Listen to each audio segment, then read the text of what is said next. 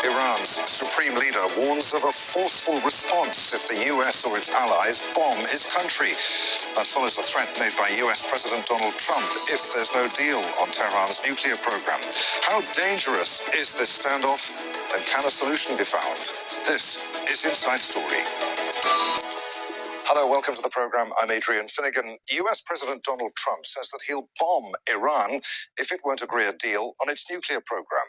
Iran's vowed to strike back, describing Trump's warnings as an affront to international peace and security.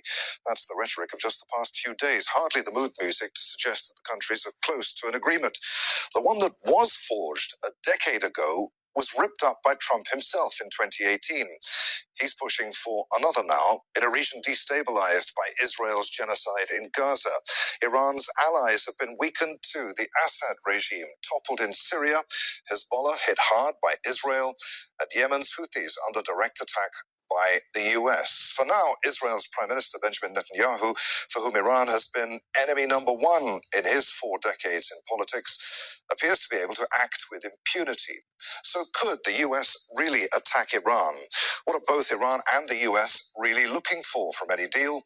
And what role is Israel playing in all of this? We'll talk to our guests shortly, but first a report from Laura Khan. Diplomacy by letter. This seems to be the current method of the US to engage with Iran over its nuclear program. A letter from US President Donald Trump to Iran's Supreme Leader Ayatollah al-Khamenei had, in effect, 2 sides.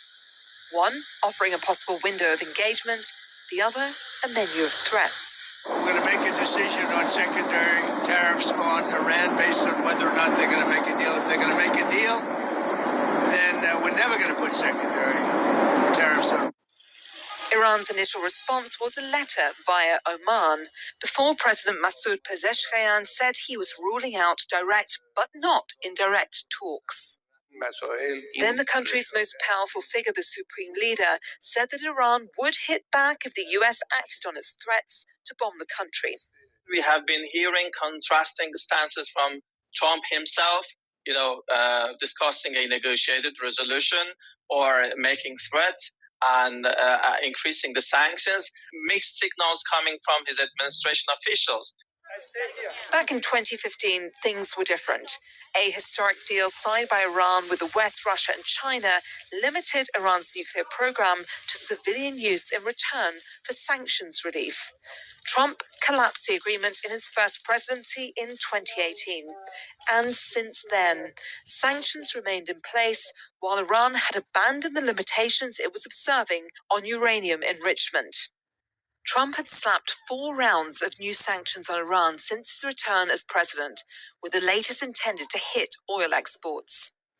Another blow for Tehran's economy, which had been struggling with surging inflation and a devaluating currency. And there have been fresh geopolitical setbacks for Iran too. It responded to attacks by Israel. But its ally Hezbollah has been weakened in Lebanon by Israeli action, while another, the Houthis in Yemen, have been attacked by the US. Israel's leader Benjamin Netanyahu has kept up threats against Iran, but all eyes are on the US and what it might decide to do. The Iranians are right to be distrustful, I guess, given Trump's track record in withdrawing from a previous deal. But this is the beginning of a process. While there's no signs of even talks yet, at least the process, however fragile, is underway. The US and its allies will be fully aware of the consequences of conflict with Iran, not just for the country and its people, but for the region and beyond. Laura Khan, Al Jazeera for Inside Story. Iran has threatened the US with a firm and immediate response if Donald Trump bombs the Islamic State over the breakdown of nuclear deal talks. The Iranian Foreign Ministry said it sent the warning after Trump vowed to bomb Iran like never before if the regime didn't strike up a new nuclear deal. The warning was in a note handed to a Swiss diplomat by an Iranian spokesperson who condemned and dismissed Trump's statements on the nuclear deal. According to Iranian Iranian officials, the note made clear they would respond decisively to any threat from the US. It has almost been a month since President Trump slapped Iran with a 2-month deadline for Iran's Supreme Leader, Ayatollah Ali Khamenei, to engage in negotiations. Trump had warned of devastating consequences if Iran chose to ignore this and advance its nuclear program. But Iran rejected the US proposal to engage in direct talks with the US over the weekend anyway. Trump then responded by ripping into the regime and threatening to strike Iran. Iran's Supreme Leader then responded to Trump's threat, saying the US would receive a strong blow if they decided to act. They threatened to attack us, which we don't think is very probable. But if they commit any mischief, they will surely receive a strong reciprocal blow.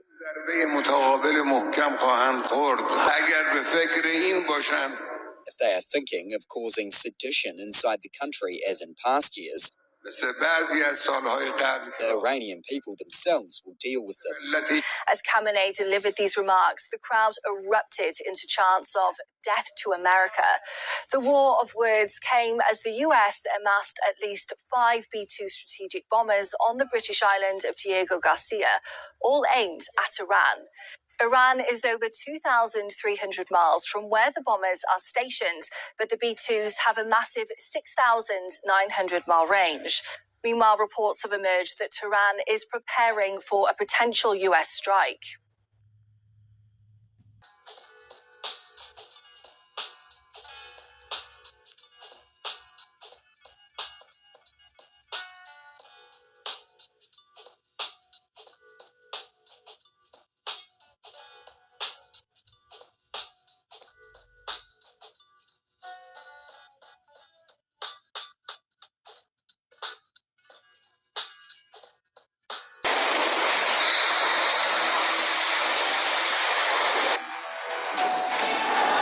If Iran doesn't agree to a nuclear deal, quote, if they don't make a deal, there will be bombing, and it will be bombing the likes of which they have never seen before.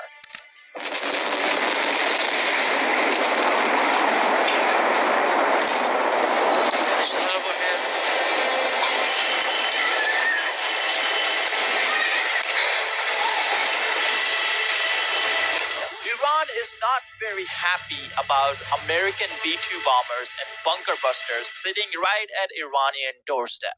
And that's why Iran is now threatening to attack US bases and US soldiers. Pentagon is not sitting just idly by in the face of these threats.